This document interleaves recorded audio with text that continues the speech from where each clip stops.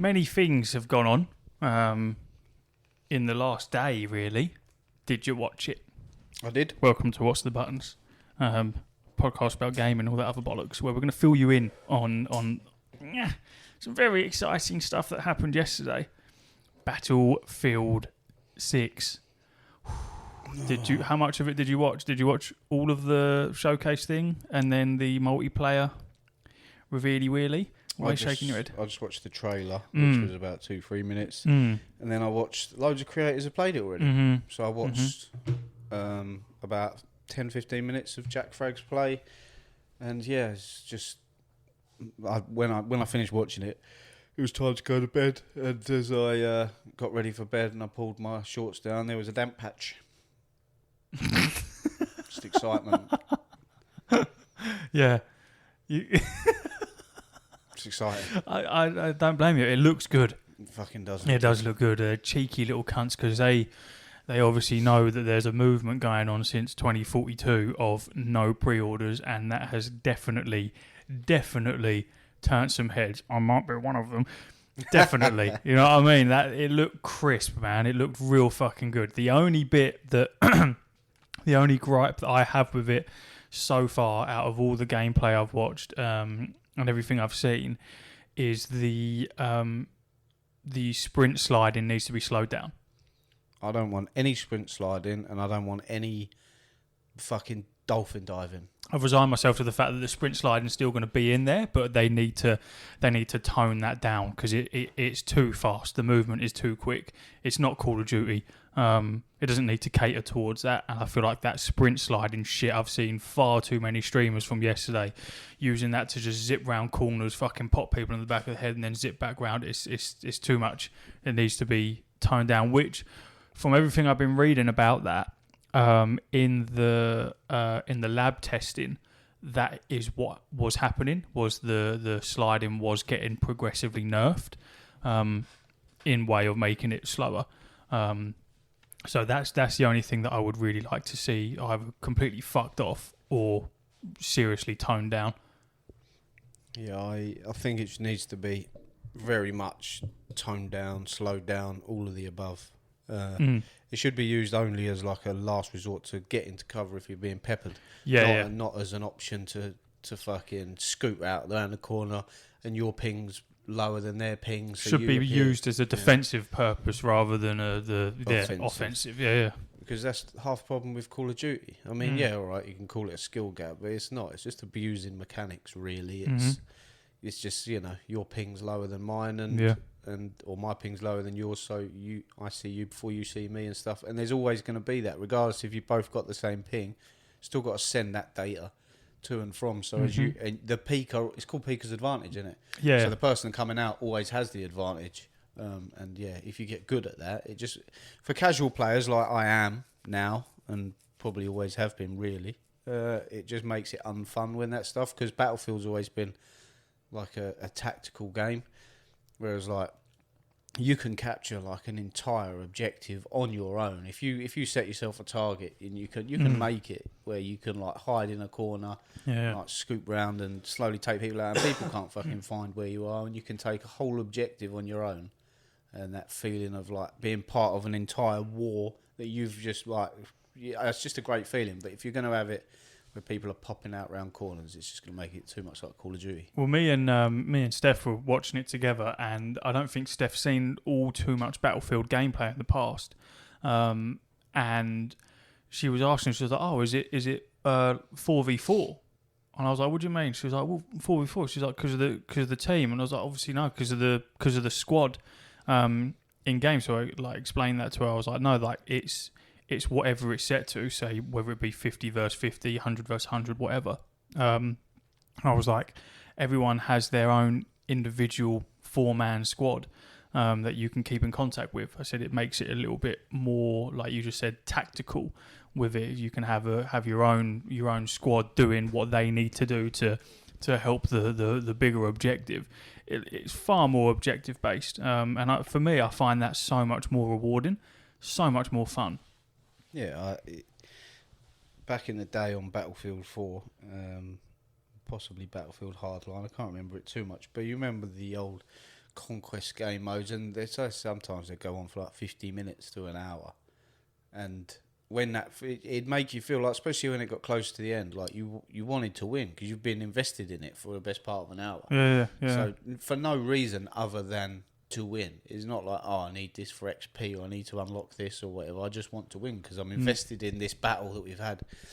And the landscape's completely different to the last time I played on this map because that's been blown up and there's a hole in that wall, and yeah, it's just more. They were delving big into destruction. Real fucking showing off some. If you are actually able to do all the stuff that they've showed off, then yeah, that's big boy stuff, man.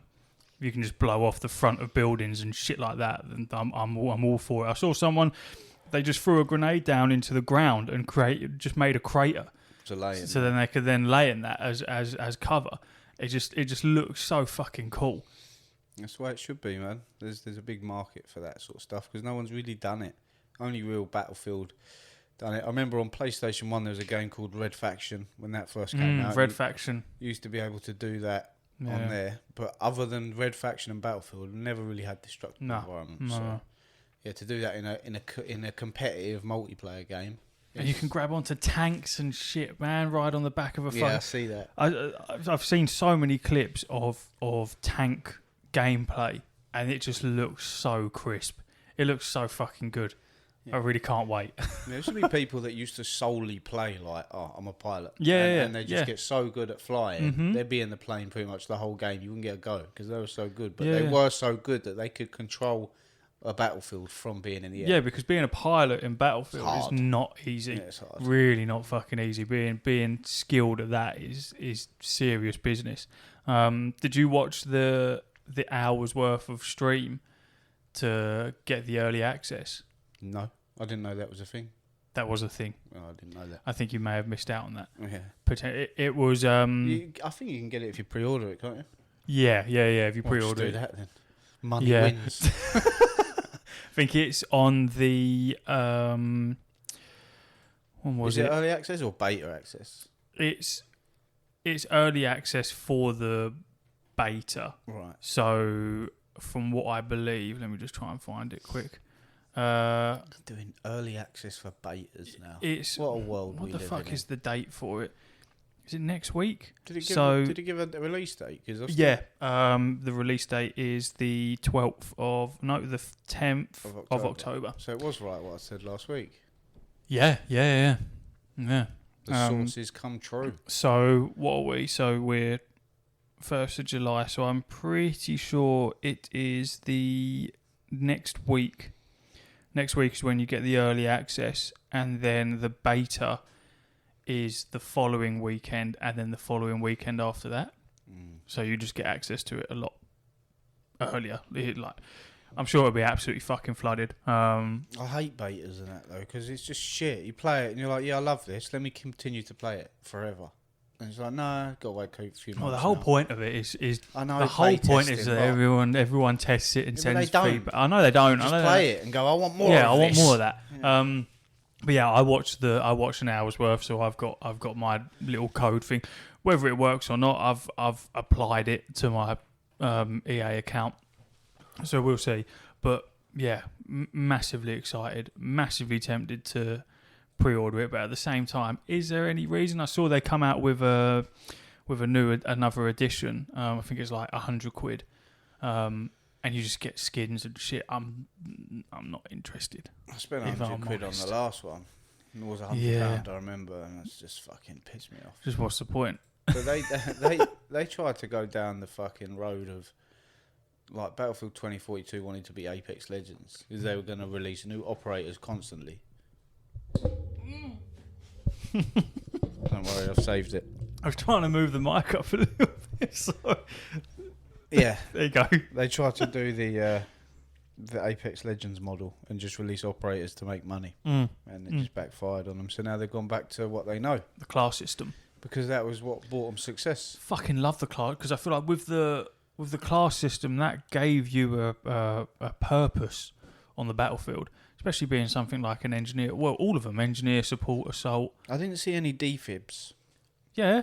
Is there? Yeah. I saw someone get dragged and stimmed, but I never saw a Yeah, defib. there's defib. I saw a clip of it. I used to be able to get kills with them, man. In the funny. support, yeah. And then the blowtorch on the engineer is back where you can repair the tanks and stuff like that. The dragging mechanics seems quite cool, and then you can fucking send an adrenaline shot into them and pick people back up and drag them around. I think that's quite cool. I just like that they...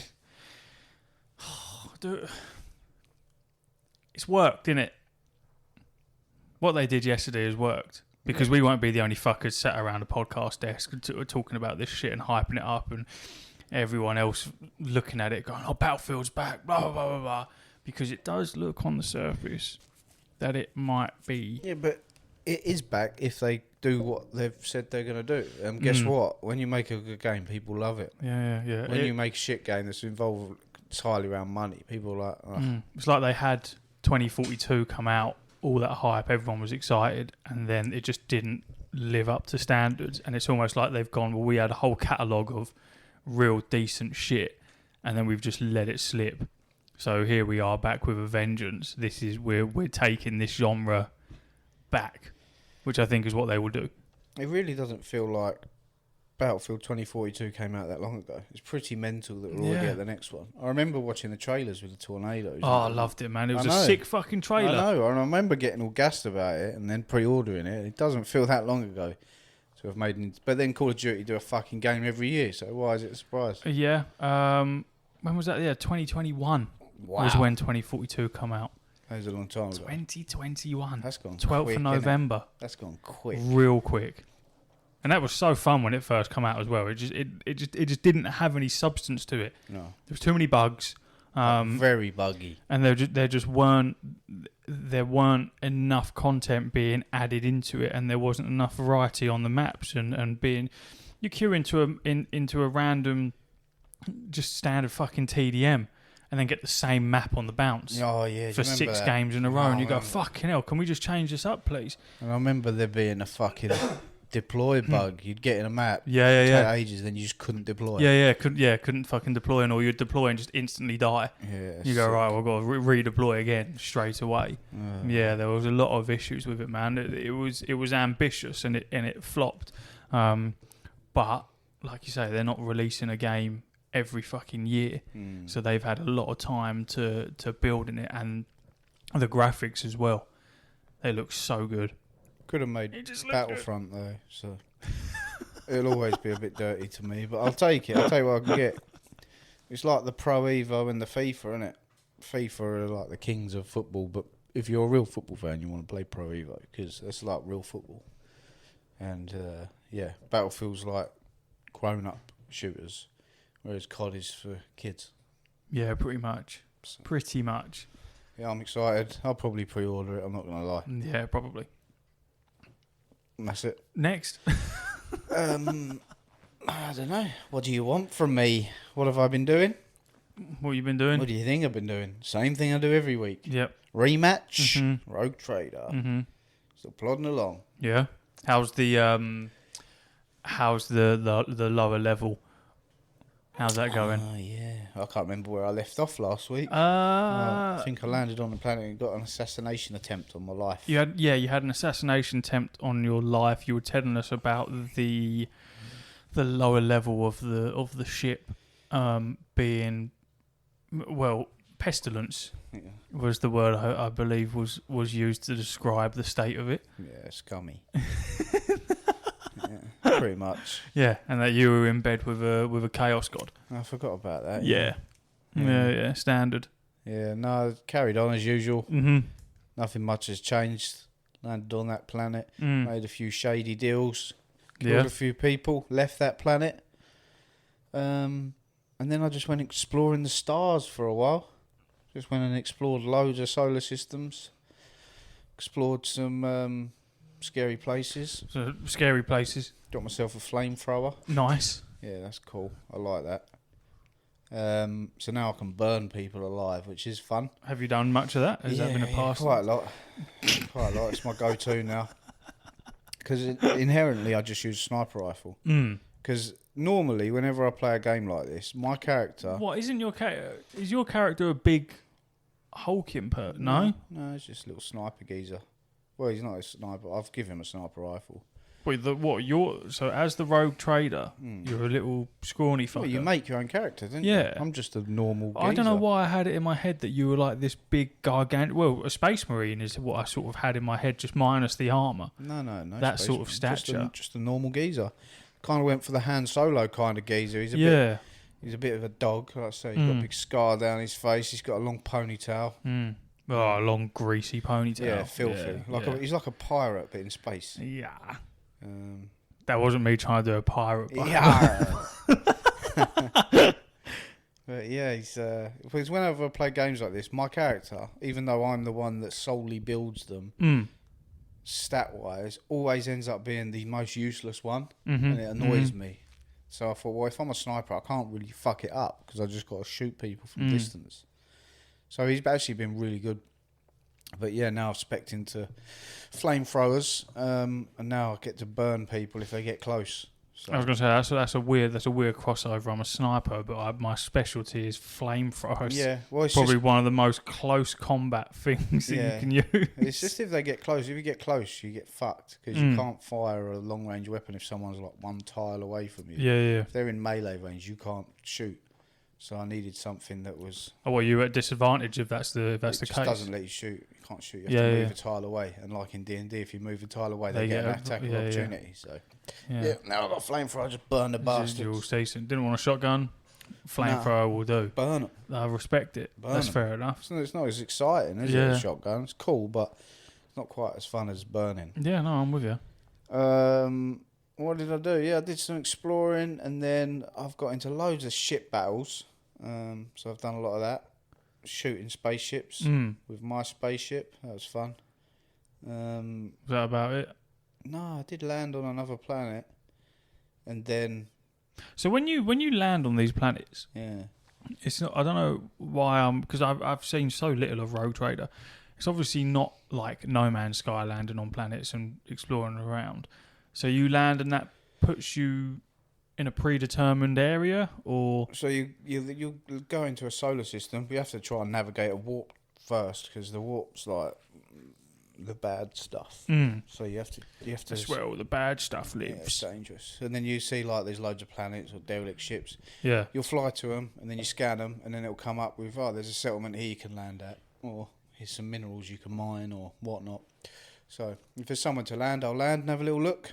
So I've done a lot of like random landings that haven't really got much to talk about, but I think the latest one I landed, and yeah, but basically, there's the planet that I landed on previously, where I had the assassination attempt. I made a deal with the governor of that planet to provide them with food, because in Warhammer lore, you have different planets. So you have like a planet that is solely for harvesting food and vegetables and stuff like that, and then you have like Forge Worlds, which are solely for making stuff, and they're all just different things. Like, it's like an agriculture world, so it's Agri World, Forge World. They all do different things. As a rogue trader, you have your own planets that you, through the dynasty, have acquired. And I have a planet called Janus, I think, which I've inherited as the rogue trader, and that's an agricultural planet. So I agreed with the governor of this planet that I'll help provide him with food because I haven't got much. But obviously there's a lot of intricacies. There's a lot of deals to be done. He's like, what do you want for it? Basically. And I said, crawl over and beg on your knees, and he did. He crawled over and begged on his knees, which was quite amusing to me. That was an option, yeah? Yeah. So I was like, all right, cool. But then I also get loads of stuff. So I'm going to get loads of stuff, which I like stuff. Wait, what do you have to give him in return? Food. So it's just food? Yeah, just food. But then the other rogue traders, which I haven't met yet, have also been offered a deal with him. But their terms are not really fair, that he doesn't like them, yada, yada, yada. So I'm just like, well, I'll one-up the other rogue traders. And I found out this geezer's also involved in trading of Xenos equipment, which is alien stuff, which is prohibited. You're not allowed to do that. But I'm a rogue trader. I'll be like, yeah, don't worry, just cut me in, baby. Cut me in. So I got myself some alien guns and shit. Yeah, gimme. So yeah, I'm on my way to Janos, which was in another solar system, to agree with that, which is my planet, to agree with the governor that runs it, to then provide food to this planet. So then the deal is solidified. So when I landed on Janos, guess what happened? Oh, everyone was like, "Oh, it's the rogue trader. You've come home. Oh, welcome back." And then someone tried shooting me again. I was like, "What is fucking going on here?"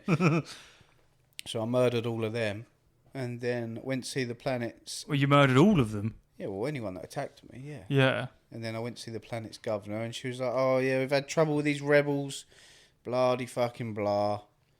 And I was like, "Look, I'll deal with it, but until then, you're under arrest. I'll decide what to do with you after." So I've arrested her. So you've landed on this planet. Yep. This planet is a crucial part to the overall trade link deal that you got going on. Yep. Which is also crucial to your little black market Xenos. Yeah, that deal no one knows about. That no one knows about, but it's crucial to it.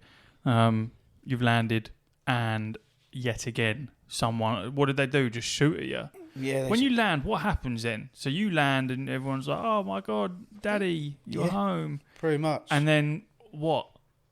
Geezer just goes, "I don't like you."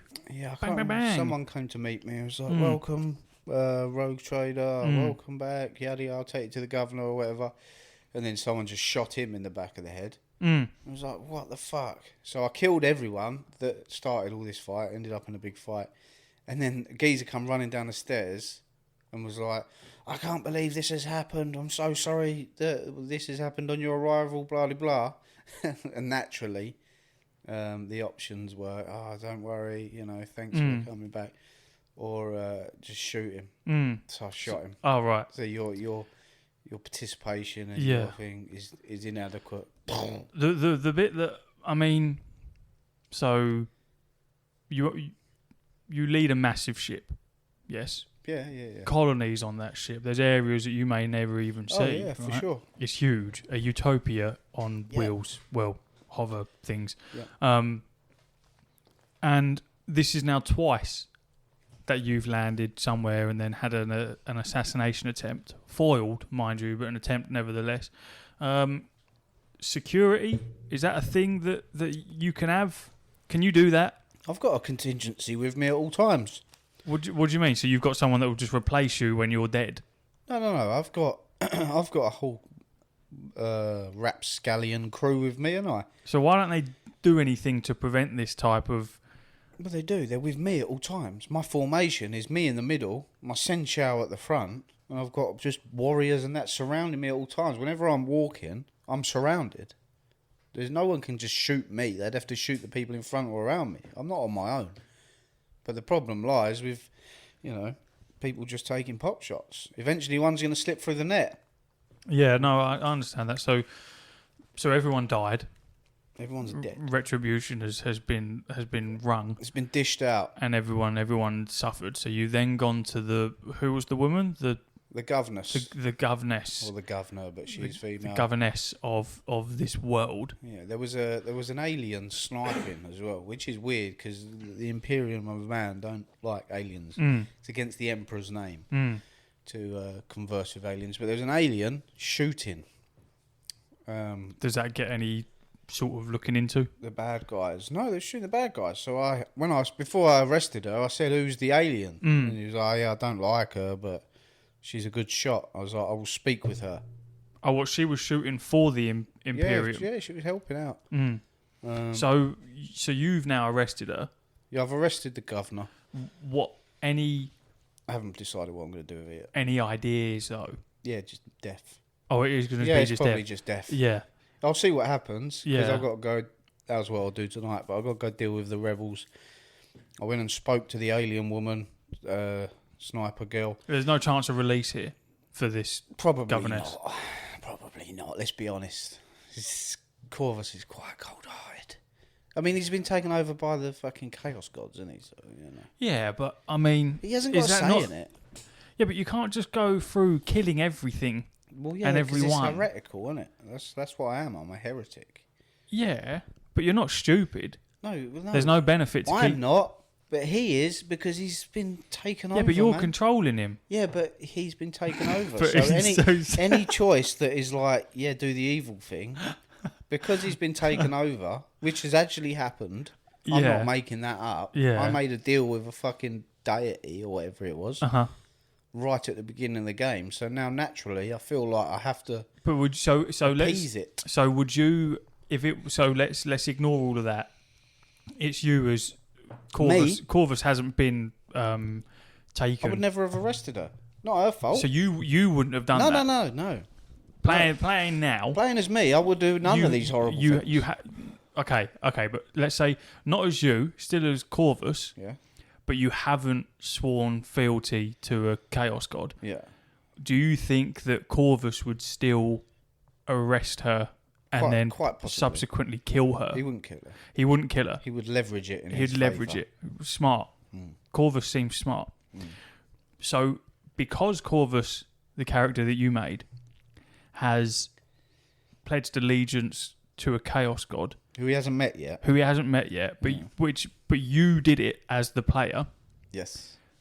So, even though you could and you would allow the governess to stay alive, you won't allow that to happen because Corvus has pledged allegiance to a Chaos God, which is something that you did as the player and have full control over what happens. Yeah. You're just that deep in the role play that you go, well, I would do this, Corvus would do this, but Corvus has been taken over. Yes. So the unholy Corvus wouldn't do this. So therefore I can't do this. 100% correct. I have all them thoughts. That's exactly how it goes. I'll be like, I don't want to do these horrible things. Is that how it goes? So you've approached her. Yeah. The conversation goes whatever, and you're at the point where you have the option where you can arrest this woman and take her away and do whatever. So before you press that button, I'd imagine that when the prompts come up, they're not timed. Nah. So you have as much thinking time as you want, and so that's the process that goes on in your head. So you sit there and you go, me as Ash. I wouldn't touch her. Yeah, for sure. And then me as Corvus, let's arrest her and then leverage her. Yeah. And then you go, well, hold on, but Corvus isn't Corvus, is he? Exactly. I've let him get taken over by someone else. So what would that person do? And then you pick between the three of who wins that. Nailed it. So it's a mental battle between three separate entities all wrapped into one. When you put it like that, it's mad. But the trouble is, you got to remember that Corvus's background is he was born on a death world. Yeah. He fought very hard to craft a life for himself. Became a smuggler. Is a death world just? It's just a horrible. Just place. everything's death. It's just disgusting.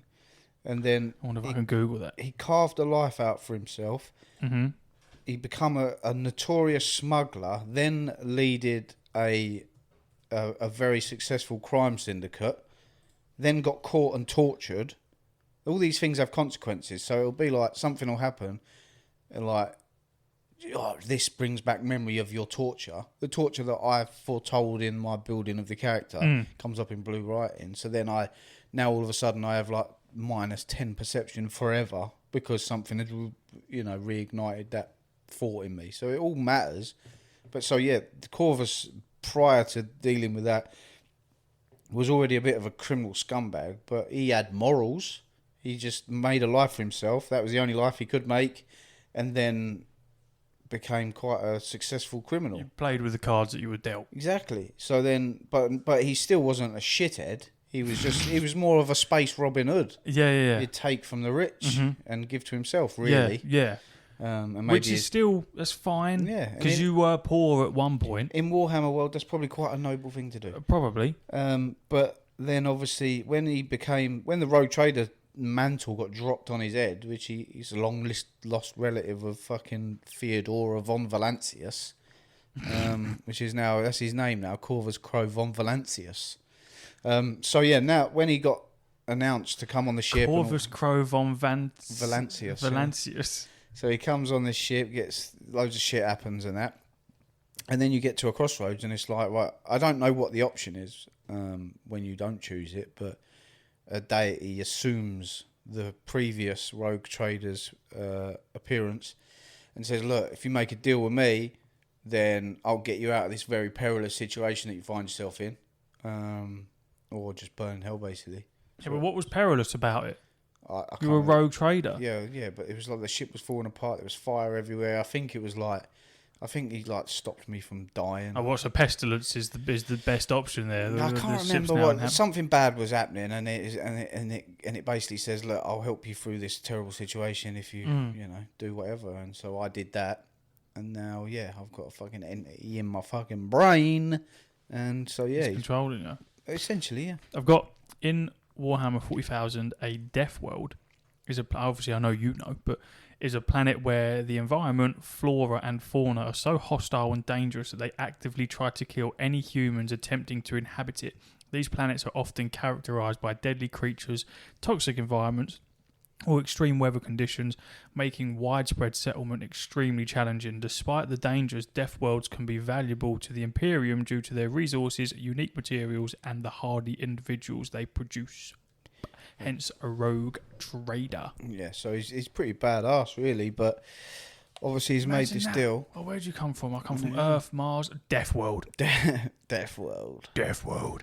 So he's pretty tough. So ultimately, the point of this conversation is she's going to die.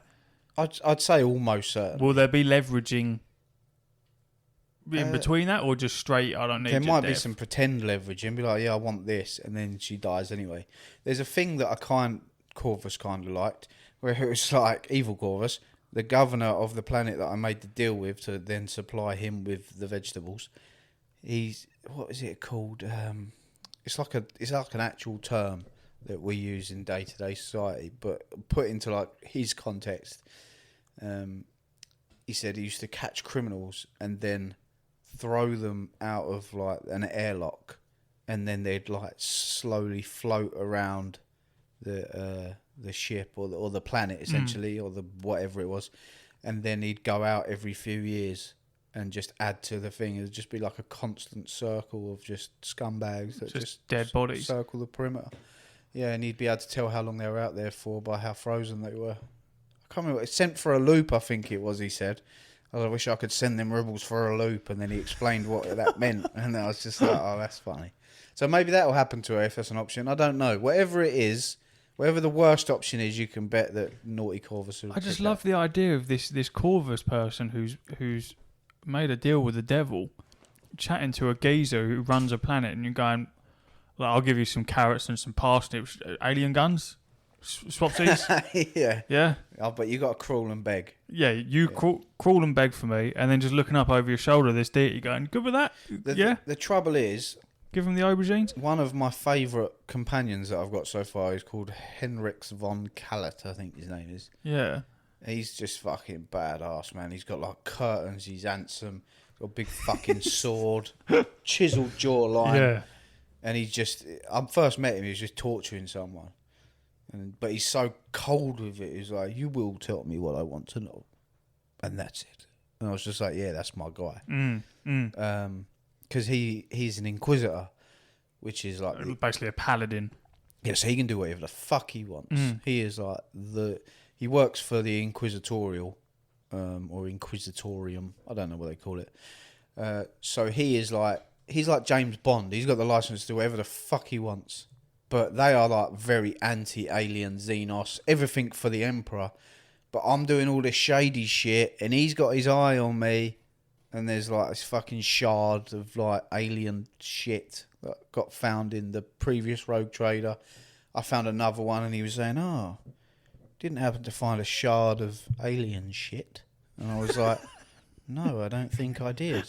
I guess your search ends here. And he's like, So he knows something's up, but he's part of my party.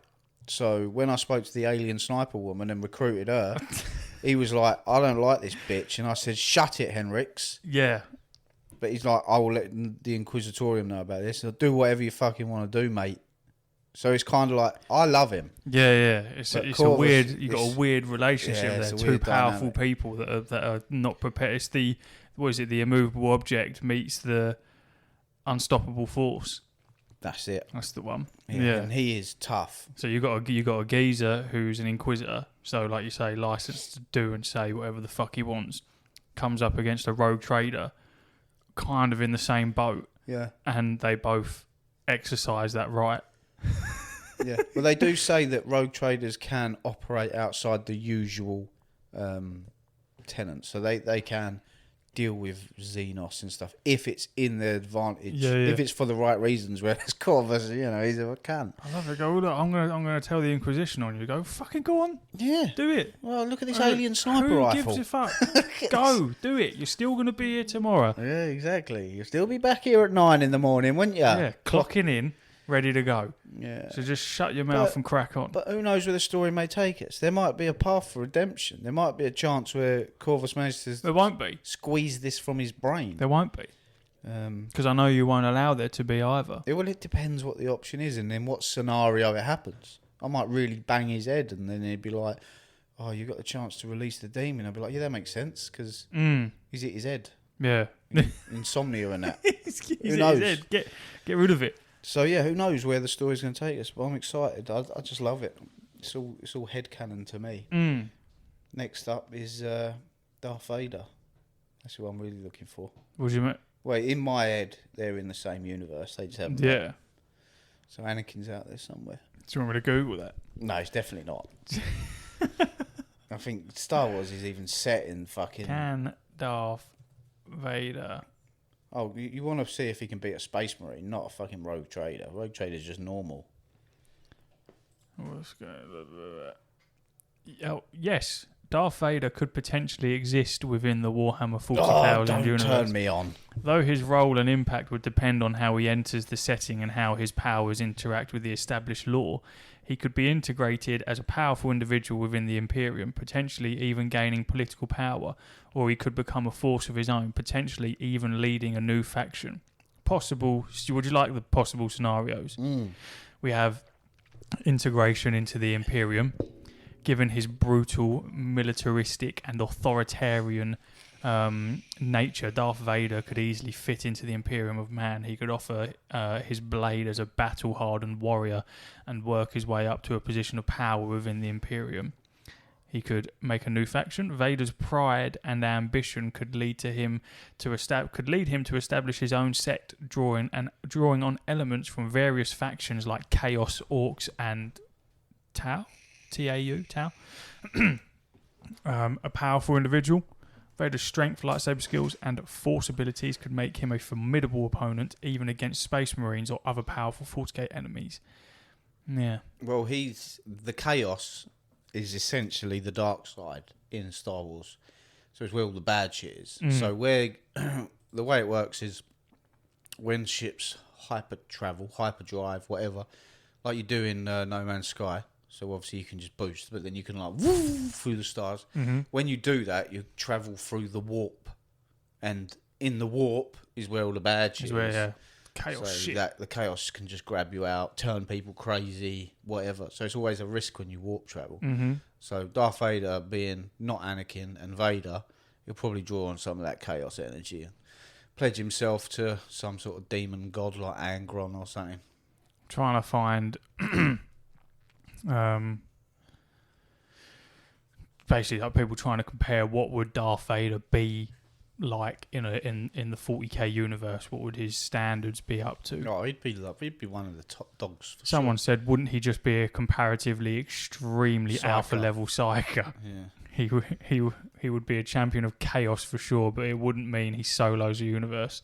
Still would go toe to toe with most Space Marine librarians and would win most 1v1s unless the random Space Marine you never heard happens to appear in a novel and has a name, then he doesn't stand a chance against them. Nah. There's no way Vader loses to a Space Marine, bro. There's no way. Someone said Vader already beats all but like 2 people in the universe. Every scenario puts him on top. Is he really? Darth Vader. I watched Darth Vader, not myself, on the TV screen. Yeah. I watched him in not even the peak of his power, but up there, fucking pull a Star Destroyer. It's one of the big triangle One of the looking big fuckers. fucking ships. I saw him pull it out of the fucking space with the force. Stopped it from fucking moving. Like, where's the clip of that? I've only ever seen him do it with the is it the Falcon? I think he tries to stop the Falcon, but that was he wasn't at the peak of his powers then. But yeah, at the peak, mate, he is like, you ain't fucking with him, bro. He could just crack your neck just by looking at you. You're not fucking with him. But the reason he's not, there's still some light in him, man. He's not all bad. I know he killed kids and that, but yeah. But that was. But we've all done bad things. You know what I mean? Exactly. Everyone's made forgivable mistakes, and I just feel like that's, you know what I mean. It's always made me laugh when just as Anakin is turning to the dark side and he marches on the Jedi temple, and then the younglings are like, Master Anakin, thank God you're here, and then he's like, and you're like, oh man, that's dark. So obviously you don't see it, but he kills the kids. Yeah. And then, but at the end, like, obviously these were made before that. So then Luke Skywalker's like, oh, you are my dad, and you can be redeemed. And it's like, oh, can he? He's pretty bad. He's pretty bad, it's man. It's pretty hardcore. A bunch of little kids who've gone, oh, thank God you're here. And you just go, boom. Yeah, and there's a big time period of where no one knows what Vader was up to. I mean, there's a lot of books and stuff like that, but yeah, the stuff that you've seen him do in, like, Obi-Wan Kenobi series and shit, where he's just, like, walking through the street looking for Obi-Wan. Some geezer comes out, and as he runs towards him, he just snaps his neck.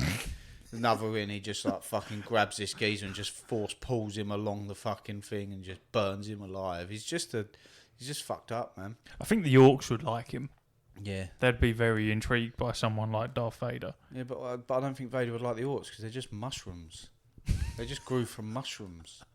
So. Yeah, but they're like the smartest species there. What, orcs? Yeah. No, they're dumb as fuck, bro. Yeah, but are they? Are they though? No, because if they had just a little bit of tenacity, they're mushrooms, bro. Yeah, but they're mega, aren't they? Vader would lead like, I don't know who Vader would lead, but they'd be fucking hard. Whatever he led, everything else would lose. Especially, I don't know, Chaos Space Marines. They're like evil Space Marines. He would just have a sector. Imagine that. He'd just take over the World Eaters, like my boys. Darth Vader, leader of the World Eaters. Yeah, I'm the leader of the World Eaters at the moment. Building quite the army. I'm glad that there's a little crossover there of people that have come across that. Yeah. Well, my headcanon is they exist, but they just haven't. They're not in the same star system, but they're out there, living their lives. But Darth Vader, obviously he wins all for me. There we go. I played 2 games. I know. I saw one of them. Very strange. Which one? Fucking some trucking game. I was like, what is that? And then I looked in the store. I was like, what? I finished Nobody Wants to Die. Oh, yeah, nice. And that was decent. About 8 hours worth of story. And a good story. It's you're set in a world. Obviously, we spoke about it because I'd started it last pod, where nobody can die. Your consciousness can be put into another body, and basically bodies are just recycled. And what this has led to is the elite of the elite, obviously wanting the creme de la creme of bodies, and slowly pushing out lower class people. There's a subscription service that's basically been made mandatory that you have to pay. Oh, like insurance. Yeah, basically, and it's getting more and more expensive, and the age requirement for that is being lowered and lowered and lowered. So basically, there's just more bodies are being taken off the streets and given to rich people. So the premise of the story is you're a detective and you're trying to work out a string of murders. People in the elite sector are slowly being offed, and you're trying to work out who the murderer is, what their motives are, and everything like that. So it takes you on this story of detective work where you look at crime scenes and investigate and go through scenarios and work shit out. And I'm really, really like glossing over it. I'm sure you could find a YouTube video that will sum it all up in about 20 minutes. But basically, turns out that at the end, there's different endings. I got the worst one. Naturally. Standard. The evil one, pretty much. But it turns out that you're going mental because you were recently put into another body, and one of the side effects of basically the more and more you're put into a new body, the more crazy you go. And this is like the 4th time you've been put into another body, so you're getting like this desynchronization sickness thing. Basically means you hear voices and you see things. So the people that are being murdered aren't actually being murdered. They're all going through the same shit that you're going through, and they're just slowly killing themselves. But because you're going mental, it all looks like there's a string of murders going on. And yeah, you've got this constant voice in your head, and it is the murderer. And that's basically who you're trying to work out who this person is the entire time. And yeah, at the very end, I basically just killed everyone important without realizing. There was this woman at the end, who she was in. It was a different woman that was in like my wife's body who had passed away. And I couldn't work out whether it was me being mental or if this was actually a woman in front of me. So I decided to shoot her before she became a threat, and it turns out that she was in fact an actual woman in front of me that was quite imperative to the story. But what it meant is that we could finally die and be laid to rest. You know what I mean? Really butchered the entire story. It was like a 5. It was good. I enjoyed it. Just quickly scrub that over. If you want to, Nobody Wants to Die is the title of the game. I'd recommend it for a quick fucking couple of hours. Decent story to it. The other game that I was playing, MudRunners. MudRunners, that's it. Yeah. For a very long time, I've always looked at like SnowRunner and MudRunner and thought they look somewhat interesting. I like big heavy duty machinery, big diesel shit. Always looks cool. And basically this is just a simulator for that sort of stuff. So MudRunner is a heavy machinery simulator about being in like a swamp and navigating the terrain and picking up logs and dropping them off at lumber mills and shit like that, and managing your vehicles and towing things and all stuff like that. And it's got really good physics and goes in depth with like being able to lock the differential, set it to 4-wheel drive, plan out your route, all that boring shit that people would think, yeah, this is waff. And it was going quite cheap, and I thought, fuck it, I'll buy it and see what the crack is. It's just a brain switch off, but not, you know what I mean? It's a real easy going, get in a motor, get stuck in the mud. I had 2 Jimny fucking trucks with me, 2 little 4x4s, getting them up a mountain. One was on a tow line behind me. But when you do that, you can set it so that you can either pull the vehicle with you, or it will mimic what you're doing, so it will turn its engine on, and when you're driving forwards, it will go forwards and reverse and stuff like that, and basically just give you a bump up and shit. Oh, it's good fun, man. I was putting like 6 lorries in one go with one lorry. That sounds realistic. I had a lorry. No, these are big boy lorries. These are big like Soviet fucking lorries. So I had this wham. No lorries pulling 6 lorries. Yeah, this is a wham. I can't remember the name of it because it tells you. This is wham fucking lorry with about 20 wheels on the thing. And then it was towing another lorry that had a lorry sat on top of it, which had a van sat on top of that, and then that was towing another thing behind it. But because I had it set to... So when I was driving forwards, the motor that was attached to me was also switched on and fucking pulling. So we had double the power. Bro, it's just fucking... But I'm shit at reversing trailers in real life. I'm shit at doing it in a simulator as well. I'm for about half an hour. There was this challenge I was doing where I had to get from one point to the next, towing a load of shit. And then at some point halfway through, there's a truck that's submerged in the water, and I can pull it out. And it was one of the challenges. You didn't have to do it. And I drove past it, and I'm basically a fucking locomotive train at this point. There's so many things attached to me. So I pulled up alongside it, and it's right out in the water. So I was like, I need to work out how to get to this. So I detached everything, set everything up in a line. And I was like, all right, okay. So I got my longest lorry and then tried to reverse it into the water. It weren't long enough. So I then went back and then attached the second longest lorry to that lorry as a trailer set up and thought, well, let's have a look. I spent a good half an hour trying to reverse that fucking lorry as a trailer into that water. Weren't long enough. It weren't long enough and it got stuck. So I had to go and get another lorry to pull that one out. To then... And you can play that online as well. Just your buddies just fucking shit up, getting stuck in the mud. Would you not want like what is it, Euro Truck Simulator or something? Is that not? Yeah, but that's just driving. This is like you can fit out your motors with all different shit. So like my one at the moment has a big old crane on it that can just go and pick up logs and just throw them on the back. And you have to operate the crane as well. Don't do that automatically. You've got a proper drop that in proper. Go and drop it off. Oh shit, I've run out of fuel.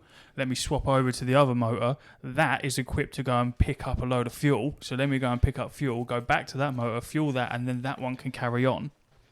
I feel like, well, I was looking a while ago at getting that farm simulator.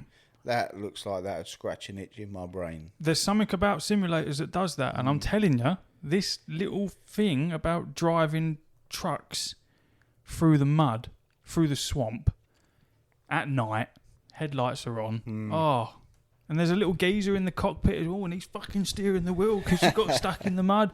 Oh, it's a right laugh. Yeah. I love it, man. It's great. It's fucking great. Yeah, I've always been interested in the farm simulator where you have to, plant your crops, grow your crops, harvest your crops. I played farming simulator and fucking all that shit. It's hard.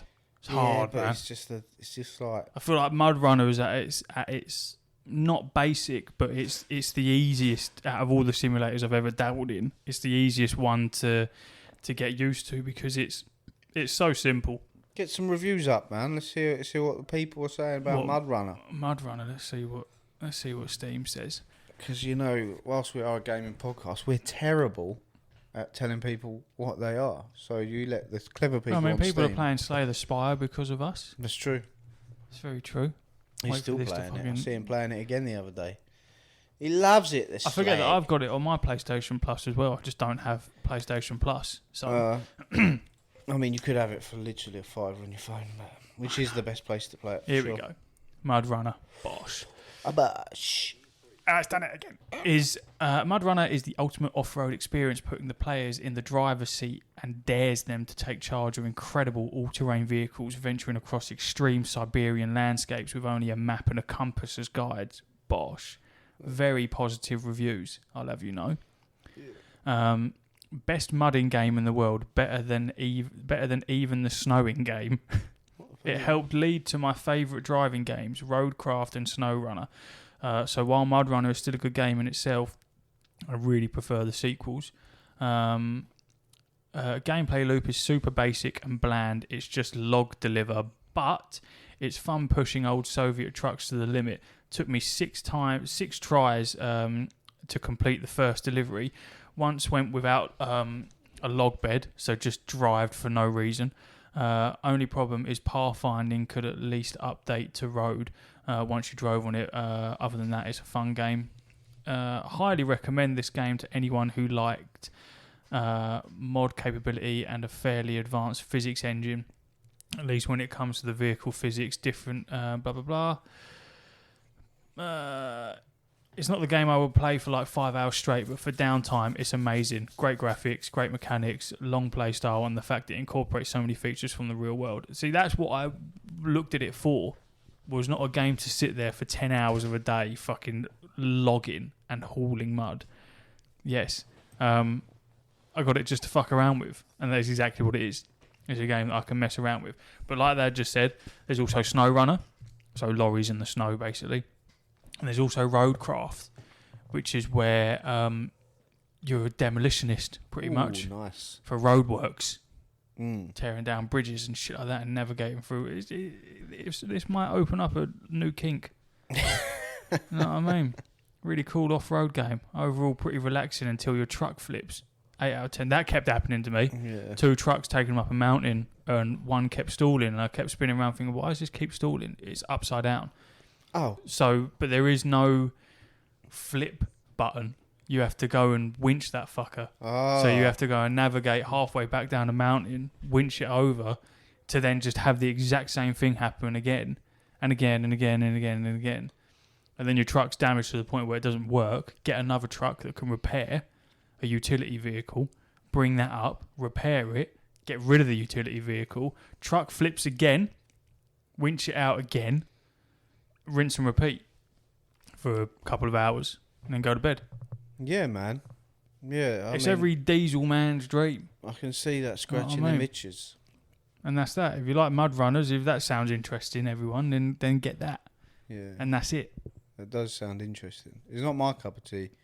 I do like farming simulating. The idea of that tickles my pickle. Farming Simulator was on PlayStation Plus not long ago. I think I've got it. Like I say, it's just Like one of them. Fleet Like I feel Simulator like 22 or I something? have to be right in the mood and I get you. focused. You're in your space age, not your farming age. Yeah, exactly. I understand. Give me a spaceship simulator. I'm all over it. I'm with you. Right.